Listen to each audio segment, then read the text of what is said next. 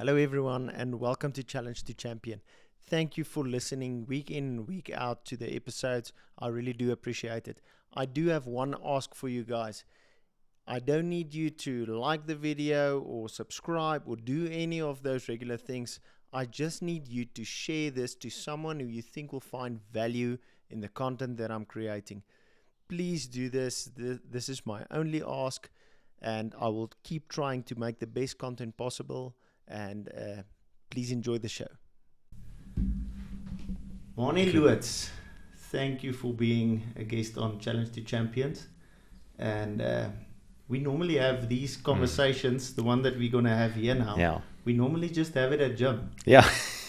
When we walk past each other and think it's going to be a 5 minute and then it's an half an hour.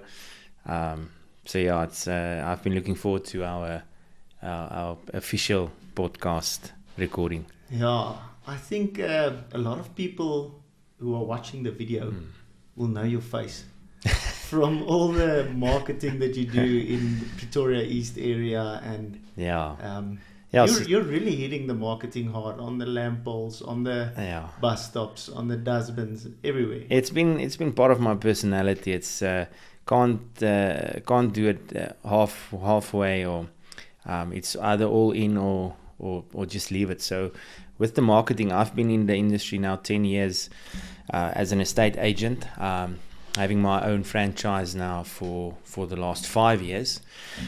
And the problem that I saw when I started out is most of the agents don't make it, or they stay in survival mode. And I just said, look, I'm not going to be that guy.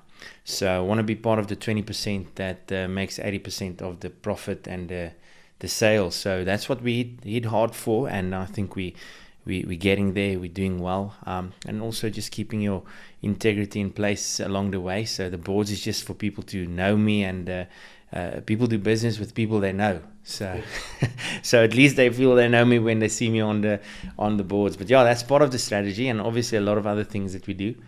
But yeah, the real estate industry has been good to me. How did you get into the real estate? So I think real estate connects with sales, obviously, but sales connects with a lot of things. So I've been good with people my whole life. I've had a good way, almost like a natural emotional intelligence of always being able to connect with almost anybody. And that growing up, I was part of a family that was also in survival mode a lot of the time. So I needed to hustle to make ends meet, and just to get things done. When I needed to go on to rugby tours, there was never there's a certainty that there'll be money.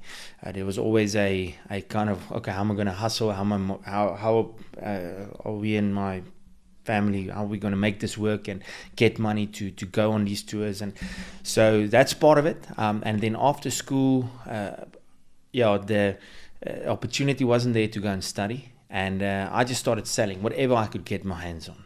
So I started selling anything from gym equipment to these network marketing companies. You can name all of them: Herbalife, Manatech, Amway. I've been part of all of them. Were you that guy that got onto the group chat and just look? Hey, how have you been? No, I was actually good at it. I was actually good at it. I actually won like a couple of awards. I went to America. So I learned a lot about sales and people. And one thing I saw with network marketing is people want hope. I mean, if you can get into a space, and I genuinely believe that, and I could help people make money. And when you genuinely believe something, you can actually do it and be successful in it. So with the network marketing, I was actually the guy that people followed, and I got a lot of people on board. There's also this thing about look, what you put in, you'll get out. And that's something I learned in network marketing along that way. So I learned a lot about sales there. I think network marketing, where it is now, people are so skeptical. Everybody has been approached by some sort of network marketing scheme, and everyone knows someone who has been done in and been screwed by it. And I mean, I'm not that guy. I actually made money. Not everybody I signed up made money, but everybody they didn't put in the work. But everybody that was part of the network marketing program that I was involved with learned something. If you speak to them today, most of them will tell you that, look, they were forced to read, they were part of a group of people enthusiastic about life, about opportunities.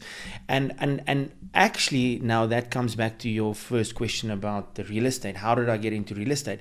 Through network marketing. I was sitting with a person at Mug and Bean in Colonnade. And I remember the guy that we invited for this opportunity in network marketing. He was late, and I'm like, professional. I said to him, if he doesn't show up in the next 10 minutes, we're out of here. He can go to the next guy. And the guy that invited him said, like, no, Manie, let's just wait another 10 minutes. I'm like, okay, that's fine. Eventually, the guy pitches up, and look, I pull out my best, sales and I'm enthusiastic, and I handle every objection coming over my way. And by that time, I was quite what's the right word? Trained in the art of network marketing. So that was 2 years in being diligent in this opportunity. And I always felt that opportunity leads to opportunity.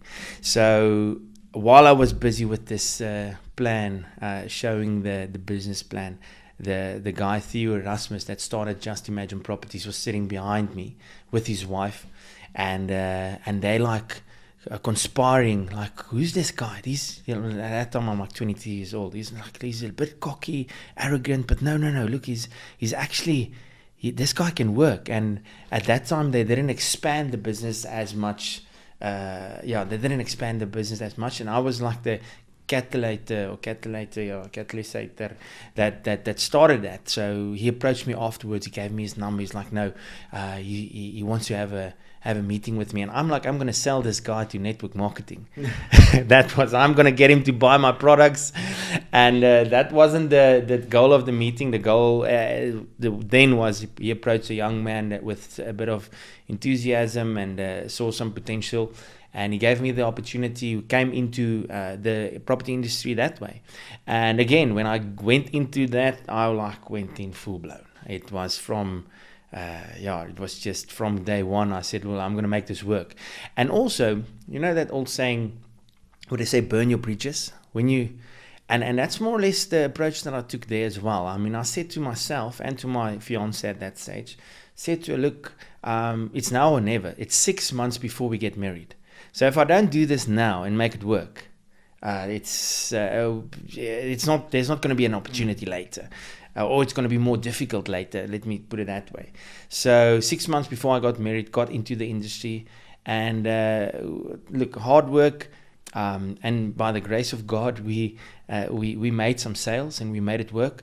And thankful for the opportunity that Theo gave me, but God also used him, I think, at the right time, at the right place. If it wasn't him, God would have opened another opportunity and a door in the real estate. So, or whatever the journey God had planned. But I believe God planned this out as it is now. A couple of years later, got into the franchise, opened it up in the east of Pretoria, and we've been sailing quite strongly since then. Or not always easy, but that's more or less how I got into it. So I remember this, thinking back on it, I always said that I never let an opportunity go by without looking at it.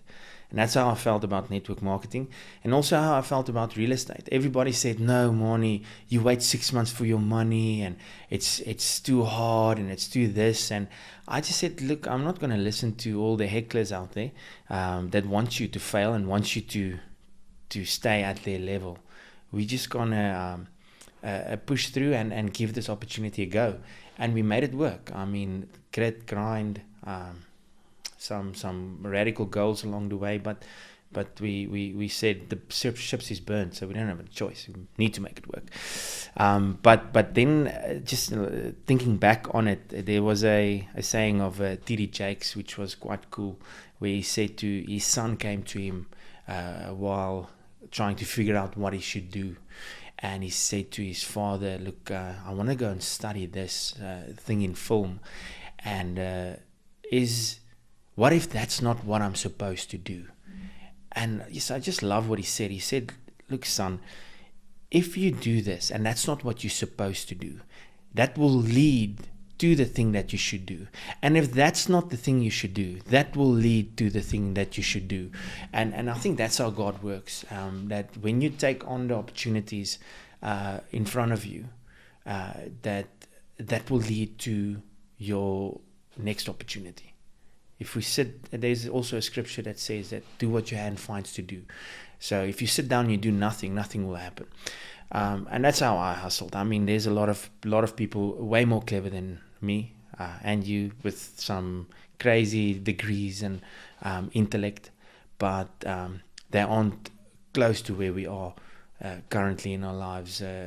Just probably because of being passive. I think so. Well, passive is one thing, I think. Passivity, but also comfortable. I mean, if you're an engineer with a master's degree earning 40, 50, 60,000 Rand a month, you get into a comfortable spot. And now saying to that guy, look, you can make double that, 10 times that if you go and start your own business. But you're going to be uncomfortable for a while. You need to leave that comfort zone to be able to expand into something else. Absolutely. I mean, I've never been comfortable. I can tell you. The problem is if you have a family, a house, maybe a car bond, you're not able to do this because then you're going to have to sell everything. Yeah. And I think a lot of people are scared of it will look like a failure. Absolutely. And again, I just want to say that again. And when I said it, I'm like getting some chills. I've never been comfortable. There is not a time in my life I've been comfortable. Every time I just start getting comfortable, I put myself in a new position to be uncomfortable. Because in that position where you're uncomfortable, you grow. You don't grow when you're comfortable. You grow when you when things are tough and you need to dig deep. And now thinking about the guy that's sitting getting a good salary now, needing to take a chance on his own thing. Most of them don't. That's why most of them don't. I mean, if you there's a saying that says, if you want what I have, you need to do what I do. Most people look at people that's successful and say, yo, I'd love to do that and have that, but they're not willing to do what that person is doing, and they're not willing to be in that position of uncomfortable. I mean, as a business owner myself, none of my employees or people that work for me worry about their salary and where the salary is coming from. They know it's the first thing that's being paid. Yeah, it's gonna be there. It needs to be there. I need to make a plan. If sales are low and that doesn't make a difference. I mean, I'm gonna make sure that they get paid. So they don't sit with that. And I think, I mean, say that old saying, horses for courses. I mean, not everybody is meant to be an entrepreneur or to be a business owner. But I do think everybody has the potential to do it. Capacity. But if you decide that that's the life I'm going to lead, the struggles look different. I mean, for a business owner that's walked along the road of building a business, going through the tough times, eating up all the stress that comes with it, that person might not have financial stress, but he has other stress. The guy that's working for a salary might have financial stress as well. As well. I mean, but it might be easy. His story looks a bit different. But the guy that's working for a salary, I mean, I think the biggest struggle there is looking. Here's what I'm getting, and most likely my increase is going to be 10% annually if I'm lucky. And now I need to deal with the stress of interest rates and inflation and everything that goes along with it. So, and all your time is locked up. Yeah, you don't have time for yourself. Absolutely. And I think again, not everybody is built that way. I mean, my business doesn't stop. It never stops. I mean, there's never a time that I can say I'm putting off my cell phone. My wife, especially in the beginning, she was like, can't you just put off your phone just from 5 o'clock? And can't we just, I'm like, look, that's not that's not the guy you married. I mean, again, you might complain to say, but you never switching off. But even if I switch off my phone, my brain is not switching off. it's always busy, always thinking about the next plan. But that's the thing about business. I mean, it never stops. So, and that's the that's the man that my wife married, and we've learned to manage a healthy marriage through that as well. And I think that's also a big thing. I mean, I said to her, the alternative could be that you married a guy that works from 8 to 5. He's out in the morning, 6 o'clock, going to Sandton, coming back at 5, tired, complaining, unhappy. I mean, just miserable. And that's not the guy, again, that's also not the guy that you married. But yeah, owning a business is not easy. But if you can push it through, I mean, we don't need more job takers. We need more business owners, entrepreneurs that create jobs, because that's where we are in our country. I mean, we're sitting with a 50% unemployment rate. So we don't need more people asking for jobs. We need more people creating jobs. And that's people owning businesses and creating economical growth, and exactly what like we are doing, I think. I think like what you said with people, not everyone is an entrepreneur. And I agree with that, but what I do think is, say, take me and Henny. Henny is a real big entrepreneur. Yeah. He just wants to sell, he wants to do business. Hustler. I'm an operator, but I also want to be an entrepreneur. And the way you do that is you collaborate with someone who does your weaknesses better than you do it. Absolutely. So I keep telling people, say you're not entrepreneurial, get in line to get someone who is, and you can be operational. A business has a lot of facets. You don't have to get stuck on, okay, I'm not a seller, absolutely. this is the problem. You don't have to be. There's ways around it. Absolutely. I think and credit where credit is due. I have an assistant, Andrea, who is just good at everything I'm not. Like, as soon as I need to do tedious admin, it takes something out of my soul. It's something that I'm not good at, and it's something I'm not motivated to do. But as soon as you say to me, here's 10 people to go and see during the day that wants to talk business, that wants to talk real estate, I'm charged. I'm ready. I can do all 10 and still be ready for another 10. And again, with her, she's then the opposite. If that's what she needs to do she's going to be not in a strongest point. And saying that gets close to me when talking about this specific thing that you mentioned now is, I don't know who said it, but it's wise. He said that if you take a fish and you put it out of the water and you say to that fish, you need to run, he's always going to feel like a failure. And I think that's where we need to also be mindful of who you are and what your strong points are. Because I can very easily talk about the places that I'm not good at, and I'll put people in place that can be good at that. So business isn't a one-man show. You're not a sole proprietor. Most often a sole proprietor is somebody that does some tiles or building or something. But doing a proper business, you need people in place. That's good. It's multifaceted. Yeah, that's good, and it can just add value and some extra gears to the places that you can't. I mean, there's really things that I cannot do good. I can do them, but I can't do them well.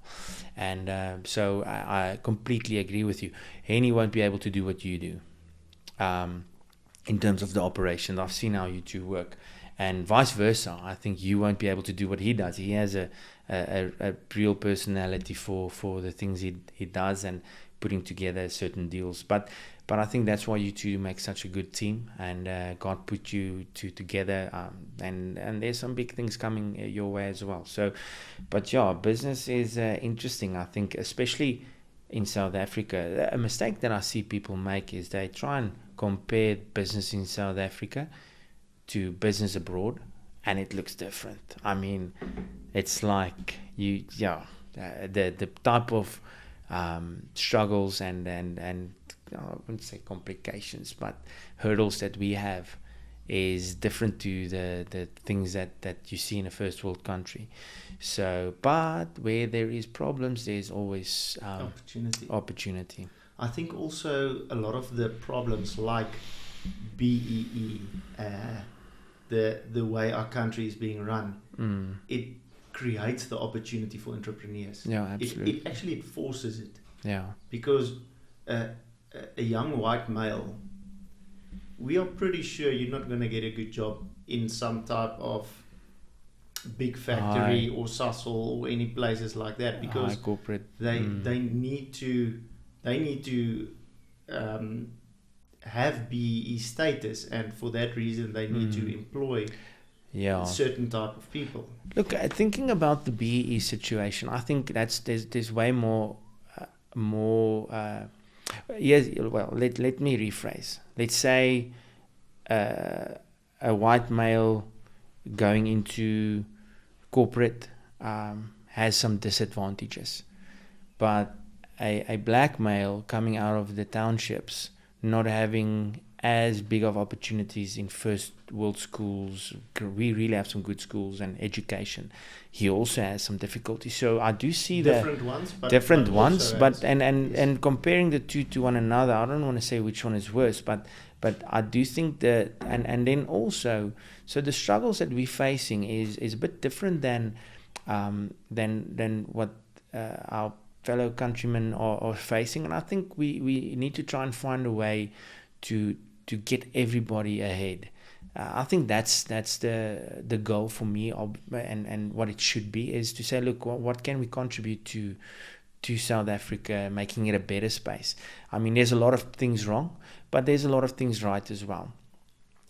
Looking at what the Springboks did over the weekend, what an amazing feature, and what it means for the country. I mean, what do you think it means for the country? Look, I think it brings, like we always say, we've done it a couple of times now, 4th time, so that's amazing. But it brings people together. I mean, I think there's people getting into rugby, getting into that space, and I think what Siya Kolisi and what he means, he's really he's a special character. And you can see when you look at some of his interviews that he's not just a rugby player. He really wants to mean something for the country, and they uplifted a country in some of the darkest times. I mean, looking at where we're currently at, I mean, don't want to get too much into politics and all that whole space, but I mean, they actually, I don't think we're seeing the magnitude of the win, and just for this brief period. I mean, this is also going to be brief. It's temporary. In a month or two, it's going to be gone. But for now, for this next month, at least, we have some hope, and we have something to be proud of. Unity. I see even our good friend Mr. Julius saluted Siya Kolisi and the team. So I mean, again, at the end of the day, South Africa, black, white, Indian, Chinese, whoever is here, I mean, we're all human, and we all strive for a good life and to have a better life. And it's possible to work together. And they actually showed us something special. So really, really proud of the boys and what they did. Also played a bit of rugby back in my day, and I miss it. I miss the camaraderie, but you know, seeing what they did, it's special. So at what age did you stop playing? I stopped playing at the age of about 23, 24, just before I got into real estate. Did you have a dream about? Obviously, I think when you, especially in my family, rugby is like it's almost like a religion. It's a bit of a something you look forward to every weekend. Your dad talks about it, your cousins, your ooms, your tannies, your omas, opas, everybody. It's like, and I saw when I started getting some progress in rugby and being good at it, and reaching some of the provincial teams, that you got a lot of praise, and I think a lot of me back then, I feeded off of the praise of people. So looking back at it now, it was always a dream, and I actually got quite far in rugby. further than most, I think, because if you think of the amount of rugby players there, I mean, we lose a lot of talent along the way due to the fact that there's just so many good players. That's why I think we can feed overseas teams with players and then still have good teams locally. New Zealand can't do that. As soon as those guys go over, they can't play for New Zealand because they just don't have the depth. So yeah, I think my rugby career, I went back into this mindset to say, okay, do I really, really want, this was at about 22. I said, do I really, really want this? Because if I really, really want this, I can pursue it. I'll be disciplined, and I'll chase it with at all cost. And then I realized, but this isn't really what I wanted. I did it for a long time. I did it more for the appraisal of people than I enjoyed it. And I actually went and did a comeback game the other day at our school, like a golden oldies game. I think I did quite well. I'll send you some photos. You can put it on there. But so I did. So no hamstring injuries. Yeah. I did have an injury after that, but luckily recovered. Luckily recovered quickly. But yeah, I think the big thing is I made a decision to say, look, I'm going to pursue something else. I'm not gonna keep on pursuing this. This is not my ultimate dream. Or even though I thought it was. I mean, most men thought their first love was the girl they're going to marry, and most often that's not the girl. And if God let you marry that girl, it would have been a major flop. So I think in your case, you have a beautiful, amazing wife as well, like myself. And I'm very happy that I married my wife, and instead of somebody else that I thought might be the. Yes, same here. So and I think that's the same with dreams, eh? If you sometimes you think this is what I need to do, and this is my dream, but most often it's not, especially when you're young. I mean, but that's not to say that the value that I got out of sport was. Yes, it was amazing, eh? I mean, I said to my wife the other night with our boys, and said to her, just remember, it's not about just playing rugby or cricket or whatever, and it's just about the sport. No, it's about the disciplines you learn, the way you manage hierarchy, knowing where you are in the system, knowing how to work towards something. Every single sportsman was not selected for a team at some stage. Maybe if you're AB de Villiers, not, but most sportsmen. And I think that teaches you then a different set of resilience to say, but look, I really want this, and I'm going to work hard to be better. So sport is an amazing feat that I think we got right in South African schools at the moment. It's still going very well. All of our sports there's dedication in those sports, and I think that keeps our country together as well. It shaped me in ways that I can't explain. It's something that's special to me, and I'll always treasure the memories. But I'm glad I said to myself at one stage, let's be honest about this and pursue something beyond what I think now I need to do. I could have gone and said, no, I'm going to try and make it. But yeah, I think God's ultimate plan for us, we should be seeking Him in our plans, because He knows better. I mean, if I was in rugby still today, it might have looked different. I might have had a different life, different family, different friends, different. We might have never met. So. Yeah, you would have been a lot worse off. Definitely. No, that is beautiful. I think also sports are really necessary in a child's life, maybe even in a adolescent's life, like hobbies, in the form of hobbies. I think it has a real important role that it plays in development, even as, say, at the age that we are now. Yeah. A lot of the times you need a mentor figure, and if there's not a lot of reasons that you would maybe chat to a 40-year-old or a 35-year-old that maybe has a little bit more experience in life, raising kids, operating a business. All of these interactions And I think sport is a real good example of that. It gives you opportunity to have these interactions with other people with different life experiences. Yeah. We can learn something from them. Yeah, absolutely. I agree. I think some of the major role players in my life that helped me to just reach a next level of my potential, because I think your potential is endless and there's level to your potential. So we always need to be ambitious and strive to get to our next level of potential, because so I think there's a lot of my coaches and people that I've played with that believed in me, that encouraged me. They played a major role in me being who I am today and reaching certain levels in my early career. And then that just then goes beyond your sportsmanship as well in the sport that you played, because after rugby I realized very soon that I need guidance, and some great men came along the way, which some of them that just played such a crucial role in just giving me some mentorship and guidance, and ultimately that's where me and you should strive to. Like, we currently in our lives getting to that place where we're successful, but one day looking back, there's going to be a young Leroux, a young Manie who's going who needs a mentor, and we can be that.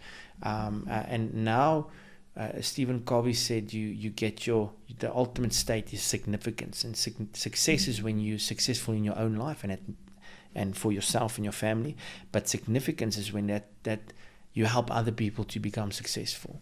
And I think that's such a thing that we should strive for as leaders, to get to that place where you help other people to be successful. And I have plenty of people that God sent over my journey so far that's just helped me, believed in me, mentored me.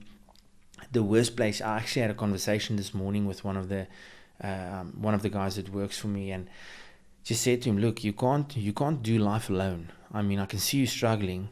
If you don't talk to anybody but yourself in your own head, you're going to make some mistakes that you didn't need to make. Wise counsel is invited.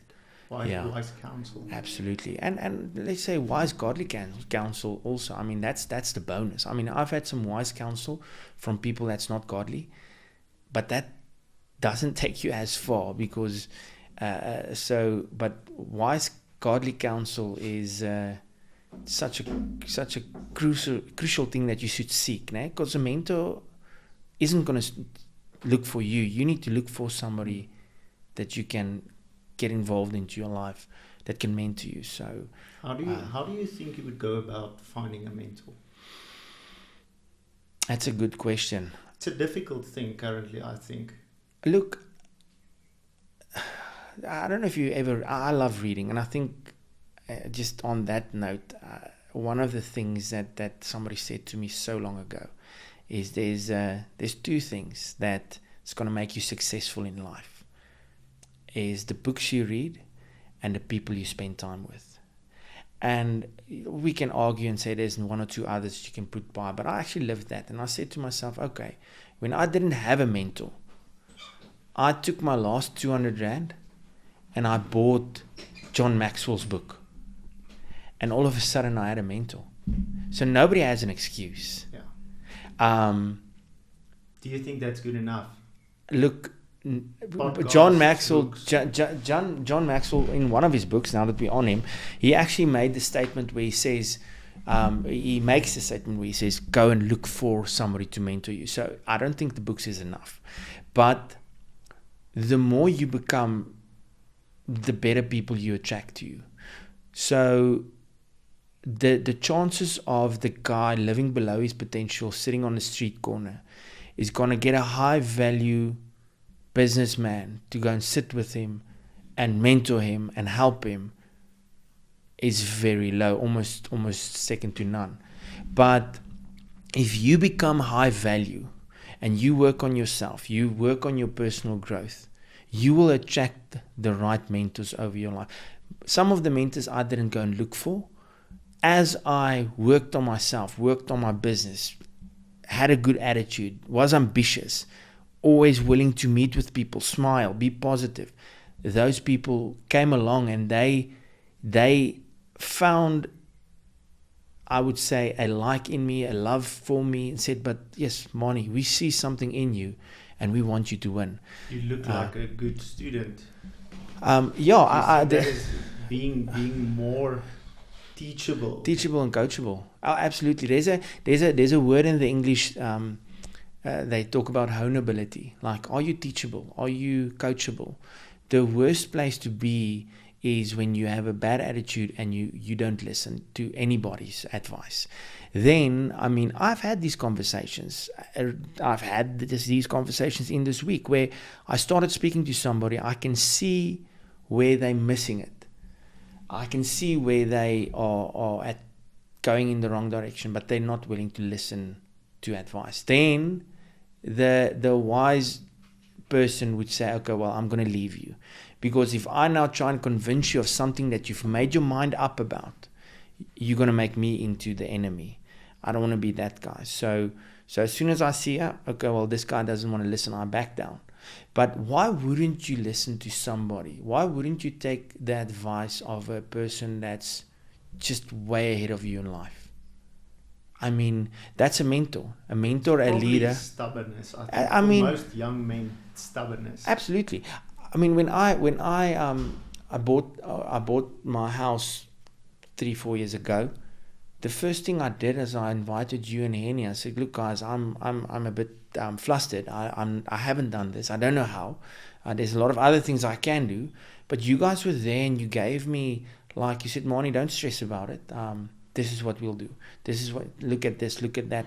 And that just, so, and apart from that, I had other people there. I got the advice of people I trusted and at people that were willing to give me a bit of advice. And I mean, along the way, I could return the favor again when you guys called me about certain properties in the market, what to do, what's my take on it. But you need to be in a humble state to say there's certain things that I don't have all the answers for. And why people don't do that, it's just, it blows my mind. It's almost like sometimes you think you're going to be the exception to the rule. To say, well, I know you say I shouldn't do this, but I'm going to do this and I'm going to show you that it's going to work. And most likely it's not going to work out. You're going to put yourself in a place where you're worse off. And actually I said this to my brother the other day as well. I said to him, look, bro, just remember, if you keep on doing what you're doing, you're going to have what you have. If you do the same thing last year or this year that you did last year, next year is going to look the same. So we can't expect change if we don't do something different. And so that's my constant attitude in life and in business, and always striving to be better, learning, being almost there's a word that I heard the other day when I read, what was that? Ray Dalio's book. He talked about flexibility. You need to be flexible in your mindset. Can you have a conversation where you differ with somebody, but still be open to listen and learn something? I mean, if I would love to have a conversation with a Muslim and have some open debate, or with a person that maybe believes more in socialism than capitalism.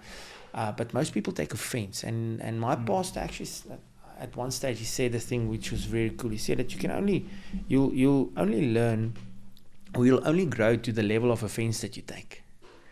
If you have if you have a low tolerance for offense, and you get offended very quickly, you're going to struggle to grow. I mean, that's like if you don't have people around you that can say to you, look, you're no nonsense on you, you're making some mistakes, and you can take a bit of critique.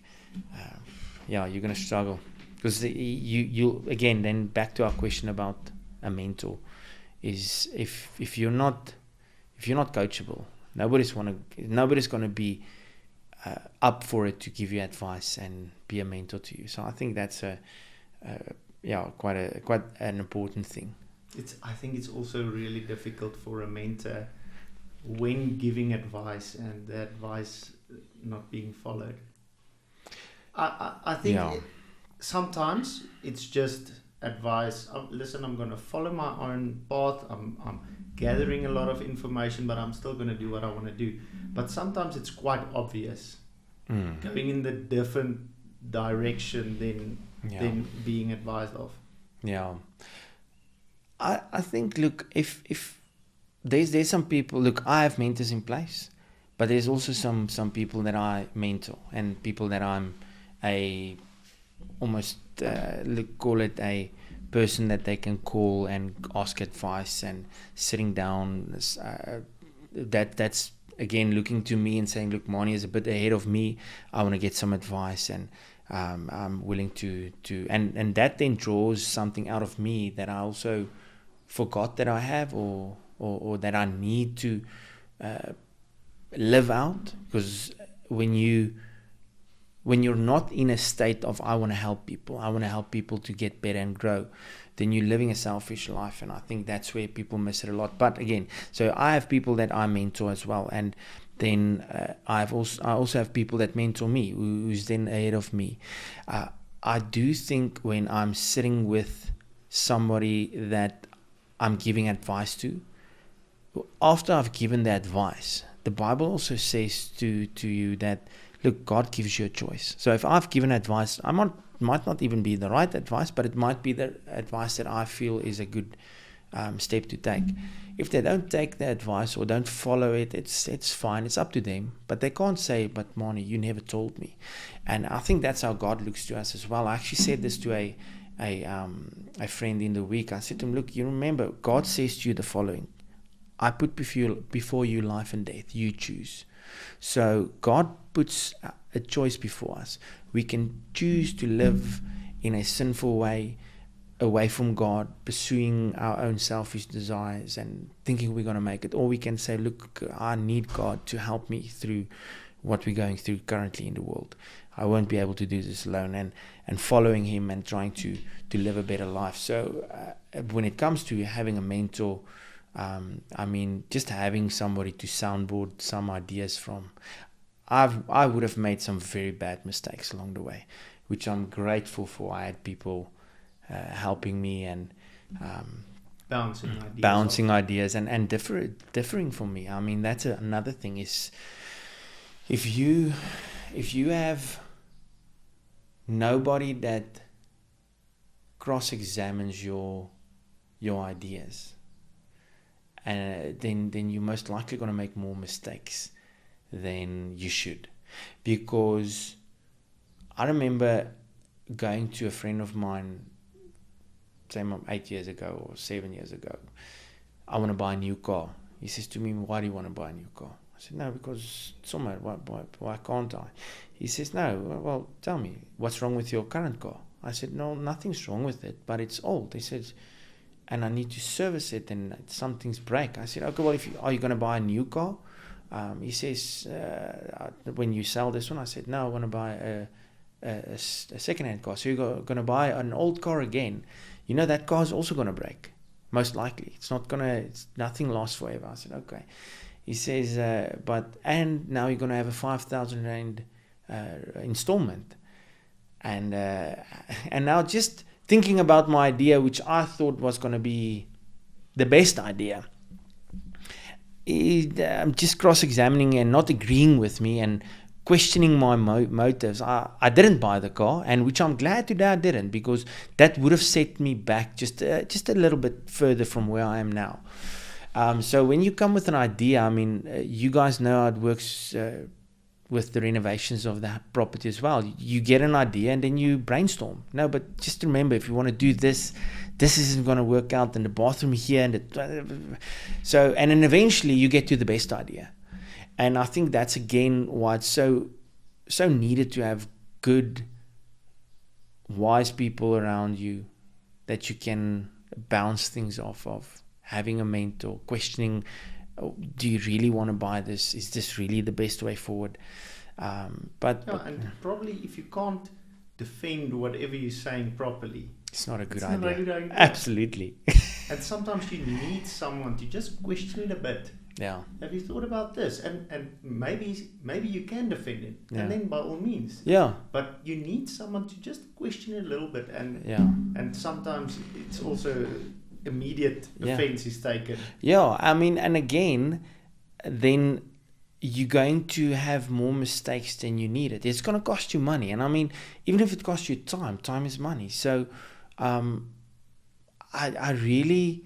think that's something that I worked on myself a lot. I'm quite a sensitive person. That's how I grew up. I always tried to figure out how to please people, and which is not a good thing always. It's not a bad thing always, but it's not a good thing always. And with that mindset, as soon as I went into a transaction and somebody is not pleased and they're angry and you get some mole people out there, you get some crazy people who really don't reason well. And now I'm not in the wrong. This person is freaking out and making all kinds of assumptions, and I'm taking it personally. So moving away from that space where I was constantly worried about what people thought of me, that also created a bit of a problem with the mentors I put in place in my life. At one stage, it's like having a father. Your father will give you advice, but at one stage, as a man, you need to say, wait, Dad, thank you, but I'm not going to do this that you want me to do now. I'm going to do this thing that's resonating with me.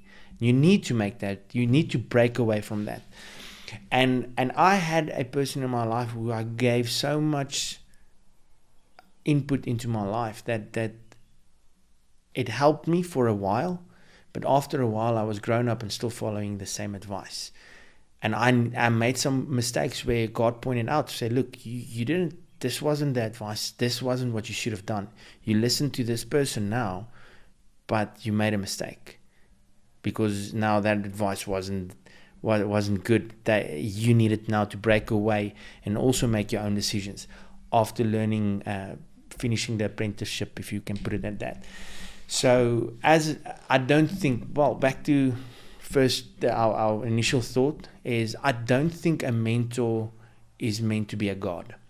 I think a mentor is there to give advice, but you should also take the advice and the perspective, the framework of the other person, place it to where you are, and also be thoughtful about how you then make a decision. And reason with it. And I think that's where I am now, which was quite different a couple of years ago, where if I had somebody believing in me, mentoring me, I followed it blindly, which is it's not always a bad thing, especially if you're young and still, I would say, stupid, because you do stupid things when you're young. But there should be a time where you say, okay, well, I have a mentor in place, but I cannot follow it blindly to the T. I need to take what he says, because he also has a limited, what's the right word? Experience, a limited, I can't remember the word now, but he has a limited view of your life. You have the full view of your own life. He has a limited view of your life, trying to give you advice that he thinks is the best, but you still need to take that into account with where you are, and also seeking the Holy Spirit in big decisions, and then making a decision, because nobody deserves first place in your life. And I think that's a mistake that I made, is I put people first place in my life, which I almost idolized, and that also cost me. So God needs to be your first place. Ultimately, when you make a decision, especially big decisions, you need to make sure that it's in line with what God wants for you, and then that'll take you closer to your final destination and purpose. That's beautiful. I want to take this interview to a bit more of a difficult place, and I admire the way that you think about this and that you approach this, because a lot of people can become resentful very fast. Mm. So I want to approach this with all the respect and just the best way and the best intentions. But I think there's a lot of people that have a lot to learn about the situation. So you're a father. Mm. You're the father of 2 boys, right? 3 now. 3 now. The newest edition is 8 weeks old. So we 3 boys. No, Congratulations. thank you. So no girls in the house except my wife. So she's a bit outnumbered. But God will help her. He'll definitely need to help her. She'll need it. Yeah. Okay, so I think what I want to talk to you about is about your oldest, Our oldest, firstborn. Joshua. Yes. We share a name. My what do you call it? My first name is Joshua Petrus Lerume. But he has been struggling with some difficulties with his health. Yeah, I think Joshua's story is, apart from all the other struggles that you normally go through, as soon as you have a child that's going through some difficulties, especially health-wise, that hits you hard. And there might be a lot of parents watching this and saying, yo, but how am I going to get through it? And it's by the grace of God, so that we got through it and where we are currently. So quick background of what Joshua went through is, so when he was 18 months old, this was probably this was about in 2019, just before COVID. He was playing on the couch the one day, and he jumped and he missed the edge, and he made a front flip over the couch, hit his head like solid on the tile floor. And we thought, look, this guy's going to have a concussion. And he actually stood up, cried a bit, and went on. But about 4 hours later, he started vomiting, and he started throwing up, and that just continued through the night. And the next morning, we were concerned. And look, wives have quite a bit of a sixth sense when it comes to their kids. She's like, no, we're going to the hospital. Went there. They booked him in, and for 3 days, we didn't know what's wrong. What we didn't know is that fall from the couch was God sent, because that triggered a whole process of looking for something that we would have never looked for. And if it didn't happen, Joshua wouldn't be here today. So God intervened. He fell from the couch, and that's what ended us up in the hospital. For 3 days, they tried figuring out what's going on with him. And eventually the pediatric doctor came in, and I'm like, look, he did fall off the couch. He hit his head quite hard. Maybe he's got a concussion. Try and figure out. They said, no, let's send him for a scan. Scan came back. They came in with these eyes telling you something big is wrong. And they said, look, guys, it looks like a tumor. We're going to send him for an MRI. So next day, MRI confirmed there's a tumor. And then your whole life falls apart when your 2-year-old is diagnosed with a tumor in his brain. And they rushed us to a hospital, Unitas, in Littleton, and I remember walking into that, they like, look, this is urgent. So you go there, it's like 6 o'clock in the evening. I remember the people wanting to see the surgeon. It's like sitting out of the door. And when we came there with our child, still on a jib, they're like, Mr. Loots, and okay, everybody just wait. They move everybody aside and send us straight through. I mean, and now by that time, we've been crying. We don't know what's happening. We don't know what's going on. And the problem with going through certain medical issues, especially with your kids, the doctors are very conservative and I wouldn't say scared, but they only tell you the necessary. They don't give you details. You don't know what to expect. So when we went in there, he's like, okay, this doesn't look good. It's in his fourth ventricle. Doesn't look good. But I have taken out bigger tumors than this, but it's not in a good place. And then you start asking questions. Okay, but doc, what is it? He's like, I don't know. How long will the operation? It's difficult to say. What can be the side effects? We're not sure. We will need to see. So you walking with these uncertainties and almost okay, what's going to happen? And he said this is an emergency, so you'll see in 3 days, and then I need about 5 or 6 specialists to help me. And I remember waiting those 3 days, and then now he's okay. He's interacting with us. He's playing, but he's not well. He can't stand up, and the reason being is there's pressure in his brain now, which was caused by the fall, because when he fell, the ventricles went closed down, and circulation of the spinal fluid didn't occur. So that's what led us to where we are. So that Sunday morning, I remember the evening before, they give you like a document saying like everything that could go wrong, and basically it says that if your child dies, you're not going to sue the doctor.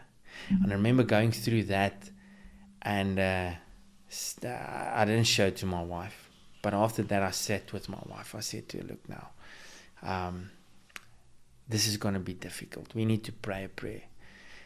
And what I said to her was that if God decides to take our son, we need to make a decision today that we're still going to serve him. And I remember we cried and we prayed and we said, God, if it's your will, heal our son tomorrow. He's going in for this operation. But if whatever happens, we'll serve you. We'll stick with you. We'll trust you. And that was difficult. Next day I went in for the operation, and I remember our church was really a foundational, would say, community in and core, just like a structure that was there and people that was there. Everybody came to like just be there for us, calling in, checking in, praying with us. If we didn't have that support structure, I think it would have been quite tough. But they were there. They prayed with us and fought with us. And I remember my pastor saying to me, look, this isn't going to be a sprint. This is a marathon. So we're going to fight it. Let the doctors do what they do, and let's pray. Let's do what we do. And went in for the operation. The toughest thing then, I remember that so vividly, is that going into that operation with your 18-month-old boy and putting him on the counter on like this steel plate, and now they give him the anesthetics. He's crying. He's like, Daddy, don't let them hurt me, and that stuff. And I remember when he was asleep, the doctor said, okay, you can give him a kiss and then you need to go. Whoa, I walked out there, but I started bawling. I mean, I don't think I've cried like that in my entire life, because you realize this could be the last time you see your son. And 6 hours you need to wait in a waiting room without knowing how it went. And look, so by the grace of God, we went through that, and the operation was a success. But we were in the hospital after that for a month in ICU, where we had a bit of complications. He needed to go back in for a shunt that helps to circulate the spinal fluid, keeping the pressure at the right amount in his brain, because after the operation there was a bit of irritation on the system that naturally works. So we were in there for a month, and then he started getting better. He started getting better after a month. He needed to relearn how to walk, relearn how to talk, even though he didn't have a big vocabulary. But luckily, kids are so resilient, and they just pick up quite quickly again. Even though he needed to, it was like 2 or 3 weeks and he was back where he was, which is a complete miracle. But then in that time, we thought we won this thing, and they came back and they said, no, this is malicious. The tumor that they removed is malicious. It's not a good tumor. It's not something that we can just leave. And now we went on this journey of seeing oncologists and seeing the people that do the radiation, and getting all of these different opinions. Everybody says this and that. And I mean, at the end of the day, the tumor that he had, they called it an ependymoma, and this is a very rare pediatric. Most often only comes into play with kids. Only in the spinal fluid, spinal, like ventricles, and they don't know what causes it. Like, there's no answers. It's not like, okay, is it genetic? No, it's not genetic. Okay, but what causes? No, we don't really know. What we do know is that it's a cellular malformation. And I mean, that was also tough, because you now need to make a decision that impacts your child going forward. So at that stage, we decided not to do chemo, but we needed to go ahead with radiation. We went through with radiation, and the difficult thing about that was it was 3 sessions within 6 weeks. And every time he went in for radiation, he needed to get anesthetics, because a 2-year-old doesn't sit still. And there's so many details that I'm not sharing now, but I'm trying to just form a picture of what we went through. But going in there every day, we wake up at 5, 6 o'clock we drive to the hospital, 7 o'clock they give him anesthetics, 7-8 minutes in the radiation room, going home, preparing for the next day. So for 30 days, that was quite tough. And in this time, my wife was also pregnant with our second child. So the emotional strength that she showed was quite astounding going through that. Because I think as men, we deal differently with these type of setbacks. We think solution. We think, what's the next step? What can we do? And that's how God wired us. So for me, it was always, okay, what's the next step? What's the next thing? How do we handle this? How do we handle this? And our wives, they emotionally just there. How's he feeling? Is he okay? Is he feeling well? Is he and just dealing differently. I think their load is, I wouldn't say worse, but it's a lot for them to so that's why I can really resonate with mothers. I see how my wife went through that. Was I mean, everybody, moms, sisters, ooms, tannies, they think they know, but they don't know. Every night when you close that door, it's you and your thoughts, and there's no one there to come and rescue. So that's just the beginning of the story. And I don't know how much time we have, but what then happened was we went in for radiation, and COVID hit.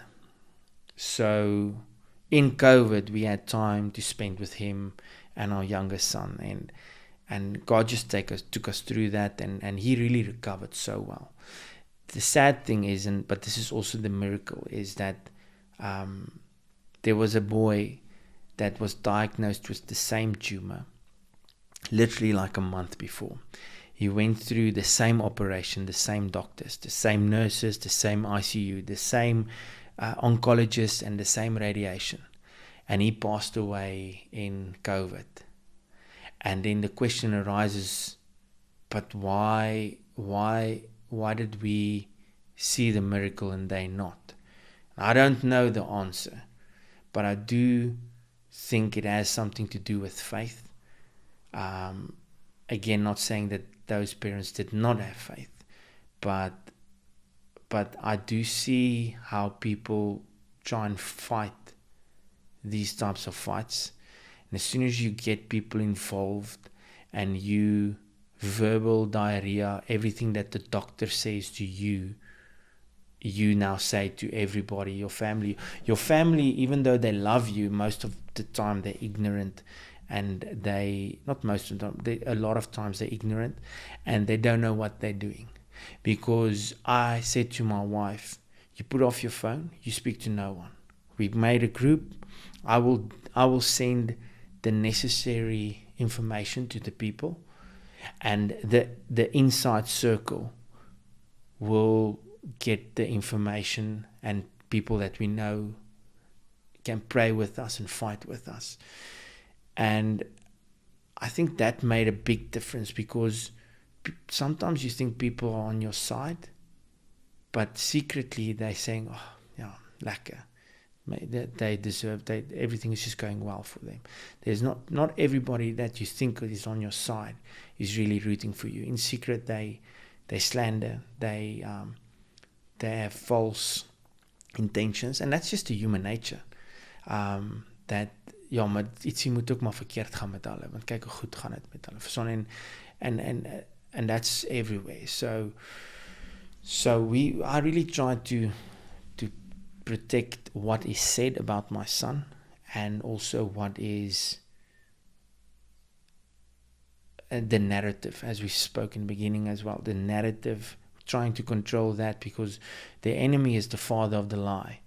And as soon as he gets a grip and he can start a rumor or a lie, that thing starts taking on some spiritual power. Because the Bible says, there were 2 or 3 gathers together in my name, there I shall be. But there were 2 or 3, the opposite can also be true. There were 2 or 3 gathers, and they slander and they talk bad. The enemy is there, and he grabs that and he tries to use that. So I think the narrative and how God and the Holy Spirit helped us to fight this battle also played a role in us winning the battle at the end of the day. But the story didn't end there. I think for 3 years, let's just fast forward a bit. 3 years went by, and he's doing well. No complications. Everything is good. Everybody is healthy. Everybody is smiling. And then last year, 2022, February, went in for our yearly scan, and the scan came back and it showed a recurring tumor. This time around his brain stem. So where the first one was in the ventricle, the second one came around almost like a drip, growing around the brain stem. And again, a massive shock. I think what just some vivid memories of sitting in that MRI, and you see those ladies there in the back running around on their phone, on their computer, and I'm thinking by myself, what the hell sien julle nou? And then when you get out there, they're like, no, we can't talk to you, the doctor needs to talk to you. Then I wanted to break like a computer screen, because now we need to wait and nobody tells us anything.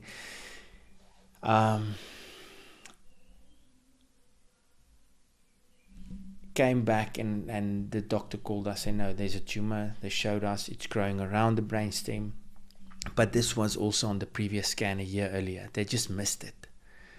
Now why they missed it, I won't know, because it's quite apparent on the first scan, but that's how God allowed it to be. So we always need to remember that God's hand is in these types of things as well. Even though he didn't cause it, God says he can use anything for good. And a lot of good things came about Joshua's testimony. And in this process now, we're going and said, okay, well, the biggest thing that we need clarity on is, can the doctor operate? And can he remove everything? Because this specific tumor, you have a very good chance if you can remove all the the bad cells. You'll see during this interview, I don't talk about cancer. And the reason being is I think there's a demonic fear connected to that word. As soon as somebody hears the word cancer, something already in them shivers. And in this fight for the last 4 years, I've really talked about it as cancer. Because again, as soon as somebody hears that word, me and my wife can be in unity.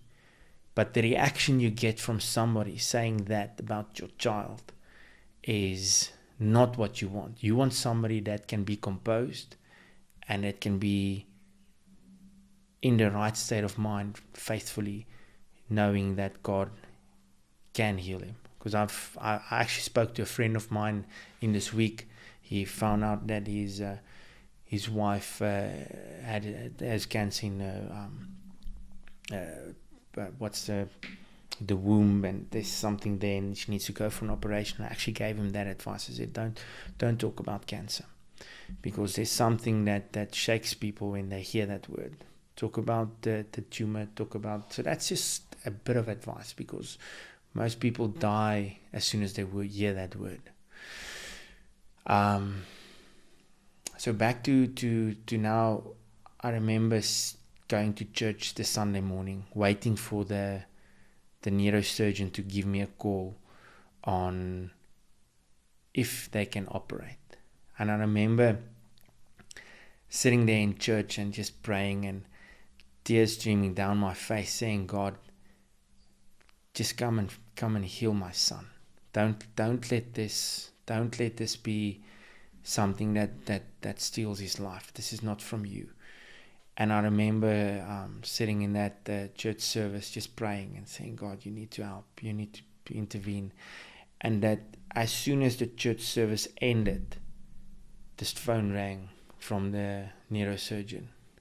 Now I went out, talked to him. He said, Manie, no, I'm looking at the scans now. It's not good. I said to him, okay, but doc, the question is, can you operate? Can you remove everything? He said, this is a bit more complicated than the first one, but it looks like we can. I mean, that's not exactly what you want to hear, but it's hopeful. It looks like we can. It looks like we can operate then. It looks like we'll be able to get everything out. Now, I went into my inner room and I started praying. I said, God, how are we going to fight this? And God just in this whole thing started giving me hope and scriptures. And the scripture that I got that morning was so profound. He said to me, when I prayed about this, he said to me, okay, go and open up at the story of Lazarus. And the story of Lazarus, I remember quickly, John chapter 11, opened up. When I opened the Bible, it fell, my eyes fell on the following scripture that says, do not be afraid, for this sickness shall not lead unto death. And I said, God, thank you. No matter what happens, this sickness shall not lead unto death. We all will die, but this sickness will not come and take my son's life. And my wife actually, and this is how God works, he just gives us hope, something to hold on to in the fight. The first time, just before Joshua got diagnosed the first time, my wife had a dream where she has some vivid dreams, and she had a dream where she and Joshua was walking in a field, and long grass, green, luscious, yellow sunflowers, and all of a sudden in the dream everything went black and white, and when she turned around, Joshua was gone. And she says in this dream, and I remember her telling me this dream then, we didn't know what does this dream mean, so didn't take it at heart at that stage, but Joshua's gone now in the dream, and she's running around fearful, starting to stress, and just as she starts getting really panicky, Joshua came out of the grass calling, Mom, I'm here, I'm okay. And when she turned around, Joshua came running to her, smiling but without hair. And that baffled us. But when we thought back on that dream, God was saying to us, He's going to give us our child back. He's going to be fine. But this is just it just gave us a bit of hope that the symbol of him without hair was the symbol of the tumor that we now fight with all the treatment that they wanted to do. So in this whole story, God just constantly gave us hope and gave us visions and gave us scripture to hold on to. Not easy. I mean, never easy, but God never left us. I remember also in the time that he did radiation, I said to God, just give me a sign that he'll be okay, that the radiation is not going to have a negative effect on him and his brain. And I prayed to myself. I said, God, don't let his hair fall out. Let that be a sign for me. I didn't tell that to my wife. I didn't want anybody to feel like, okay, if that happens now, if all hope is lost. And I remember asking the doctor, how does that work? She says, no, when you get radiation on your head, the hair falls out because it literally burns everything away. I mean, it's a given. And I said to her, okay, so no chance of it not falling out. And she said, no. Day 15 came, or day 10, no, everything's still good. Day 15, I went to her, I said, look, his hair hasn't fallen out. Did you see that? She's like, yeah, but just give it a chance. Just give it the chance. It always does. Like day 20 came, day 30 came, and when we were finished with the treatment, I actually took him to cut his hair. Not a single hair fell out, and not even a change of color in his hair, which like the radiation that they get, like the Indians, they normally have this long luscious black hair. It turns it white. So I mean, yeah, it's like for me that was just God's hand in it. Now fast forward again, going in for this operation. Now we're crying our eyes. I don't think I've cried as much as I did in that time, because you're like facing the same thing. We know what's coming. And the toughest thing this time around was Joshua was now older. He understood more. And sitting one evening, this is again where God was so faithful. Sitting one evening with Joshua at his bed and praying with him and trying to explain. This is now a day or two before the operation, and he says to me, Daddy, of Papa, gaan hulle my seer maak? And I'm like just saying to him, no, don't worry, you're not going to feel anything. It's not going to hurt you. That was tough, because now you need to explain to a 4-year-old how to prepare himself mentally. But kids are so, shows you how the mindset is, because kids are they just believe everything you tell them. I mean, if a grown-up was sitting there in the same position, they would have had a lot more fear. He didn't have fear, because his mind isn't corrupted with everything that we've seen over there. So he just was so brave. And I remember starting to pray for him, and this was something that also stuck out with me, is that I prayed for him, and as I opened my eyes, I saw a vision of him as a young man, like lying in front of me, just for a glimpse. And it shocked me to such a degree where I actually like closed my eyes and stood up and saw him again, where he's laying there. And I knew God was just showing me that Joshua's going to win this battle. Going into that operation, it was the testimony there is this time around, it was again like 5 or 6 specialists in the operation: neurosurgeon, neurologist, the anesthesiologist, another doctor that's an assistant. There was a bunch of them there. And this is this time around, it was a 10-hour operation. Now our church, Unite 180, we have a prayer evening on Saturdays between 9 and 10, or 9:30 and 11 and 10:30. And I remember him going into that operation about 3-4 o'clock in the afternoon on the Saturday, and our church praying in that prayer, like 200-300 people praying in that prayer hour for Joshua. And I remember sitting in that hall. We had some really good doctors, and they're sending us like WhatsApps saying that the one lady, it's actually the neurosurgeon's wife, also Stephanie, which is my wife's name, but yeah, she sent us a WhatsApp like every 2 hours. She's like, okay, everything is going well, you're stable. And at one stage she comes out, she's like, look guys, this is very, very complicated. The doctor almost stopped with the operation because him going in from the back, trying to get behind the brainstem to get the tumor out. And there was a moment where he stopped. And I believe where we are today, that the prayers encouraged that man to go on. There was a moment that he stopped, but he said, okay, let's keep on going.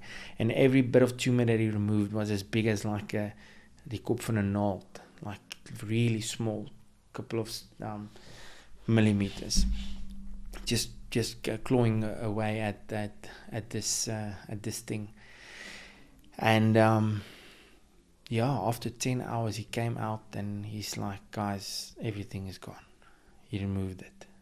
And I'm like, praise God. I mean, sitting there for 10 hours praying, crying, stressing, and the amazing thing about this time around is he actually, like 3-4 days later, we went home, where the previous time we were in there for a month. And he recovered. Like 4 weeks later, he went back to school. 4 months later, he started wrestling. Didn't like it that much, but so he's not wrestling anymore. But yeah, that's just the goodness of God. Now, the last bit of that struggle was that they came back. They said, okay, now because there was a recurrence, we need to do radiation again. And I said to them, guys, what type of, no, whole brain, whole spinal fluid, whole spinal cord. I said to them, guys, but isn't that a bit radical? They said, no, but that's the only thing they know to do now.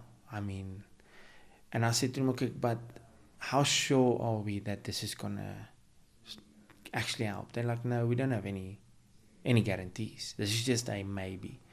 It can. And now going to that extent for a maybe, because in the same sense they say this can cause all sorts of other problems and issues, which I don't want to go into, but it's radical. I mean, one of it is like it actually can influence how he grows. It's like, and now I'm sitting for like weeks. I'm sitting like till 1 o'clock, 2 o'clock, 3 o'clock in the mornings, listening to a Mumbai doctor about ependymoma, spinal cord, radiation. I mean, and I'm trying to see what's our options and what we should do. And they also say, okay, you have 6 weeks. You have 6 weeks. We can't do it after that. And I think this is also, God gives you peace about certain things, and I just couldn't get the peace of God about doing the radiation. And going back, I remember having a conversation with a friend and also a believer, and he said to me, Manie, remember, like, God gave you a promise that this sickness shall not lead unto death. So whether you do radiation or not, you'll be okay. And God took me back to a lesson that I learned quite a long time ago, where he said to me, go and read, I don't remember where it is, what I said about faith is, may it be to you as unto your faith. The lady that was blind, I think it was a lady that was blind, came to Jesus and he asked her, what do you want me to do for you? And she said, Lord, I want to see. And he said, okay, may it be to you as unto your faith. So I said, well, God, I have faith that we don't need to go through the radical thing of radiation, and that it'll still be okay. And that was the right decision, because here we are almost 18 months later, and he's completely free of any tumor. and just a massive testimony. He's doing well. He's in grade R. He's playing Baliki rugby. He's running. He's playing. Not to say we don't have everything is 99% where it should be. The only thing that we're praying for now, and that we see a difference already, is the shunt not malfunctioning at times. We had that twice this year, but that's how the enemy works. You can't touch him anymore. We won the tumor, but now he wants to move to the shunt, and we battled the shunt this year, and we figured that out, and we running high now, and we won that battle as well. And he's doing well. He passed. He got some good grades, even if it's grade R. And next year he's going to the first grade. So proud of him. But that's our story. That's in a nutshell. I think there's a lot more to it, but that's what I can relive now and paint the picture for you. I'm in total admiration. I think as a parent, that's probably the most difficult thing you can go through. Most parents will tell you, when you talk about children, they'd say, I'd rather take it on myself. And you feel like that, but there's certain things that you can't. I mean, it hits you hard. It cuts a different level. It cuts in a different place when it hits your kids. And I think when you fight wrong, when you have the wrong tactics fighting illness, because we must remember that the Bible says to us that our fight is not against flesh and blood. We have an enemy, the devil, that's out to ruin lives and to steal, kill, and destroy. That's what the Bible says. And then it also says that Jesus came to give us life and life in abundance. So if we think about that, this was a spiritual battle. And we just clung to God and to His promises. And to an extent, I felt like a bit of what Abraham felt when he said, look, I'm gonna offer Isaac. And there was times where I saw this picture where I said, God, well, I'm putting Joshua on the altar now, and I'm trusting you to heal him. And there's also a place where you need to wrestle with God. I mean, you yourself, you're not free from struggles, and you're still wrestling with God about answers, and we should never stop. We should never stop to wrestle with God, like Jacob wrestled with him. And I remember one evening also at church, just sitting on my knees and screaming out to God, saying, God, I'm not gonna leave you. I'll cling to you, even if I walk away with a hip that's sore or whatever. I'm gonna cling to you, and I'm not gonna leave you. I need you to get through it, because man can help us. We need you. So, but when it comes to your kids, like I said, it's a different ball game. And I said to my wife, as long as we have a living, breathing child, we'll fight. There's a lot of parents that doesn't have a child to fight for now, and then there's a different fight mentally that you need to fight, knowing that you'll see your child again. But while you have a living, breathing child, no matter what the obstacle is, if you can trust God, He can do a miracle. No, and total admiration of your faith and positive attitude about it, and the testimony. I think it's already an amazing testimony, and Joshua will one day tell this testimony himself as an adult. Yeah, no, we believe that he's a fighter, and I think so much joy through this. I think when you go through certain pain in life, you look at life differently, and you can relate with that. I mean, sometimes you look at people that they have their health, but they're complaining. They have a lot more than most people, but they are miserable. They're depressed. They they're just complaining, and then you think, man, oh man, you don't have anything to complain about. So I think going through these hardships really just, it stirs something in you. It creates character. It builds faith. And God uses everything for His purposes. In Romans 8 verse 28 it says that all things will work for good for those who love Him and are called for His plan. So even though, and this is what I keep on saying to people, God didn't cause my child to go through this, but He got him through this, and He uses it for good. God always has the enemy in checkmate.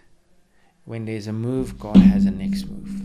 So sometimes we want to move the pieces of the chess, but then I just trust God with it, because with things like this, it's out of our hands.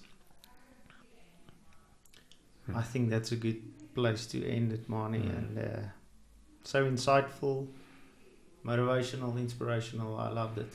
No, it's a pleasure. Thank you for having me, Leroux. I appreciate it. It was nice. I think the time flew by way quicker than I anticipated. So we'll need to do it again. Thanks. We will surely. Thank you, Manie.